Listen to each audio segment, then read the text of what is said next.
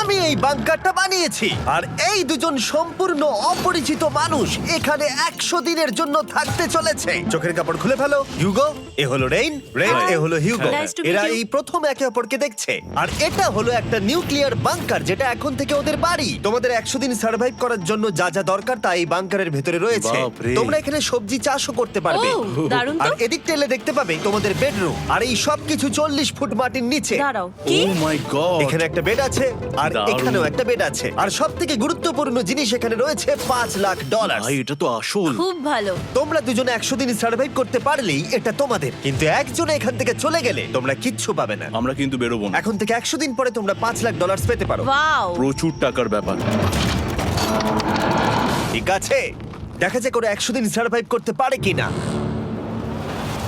আমার বিশ্বাস হচ্ছে না আমরা এখানে এটা আছি। একেবারে পাগলামি। এটা আমাদের নতুন বাড়ি। হ্যাঁ, জানি। তুমি এখন আমার রুমমেট। একবার ভাবো আমরা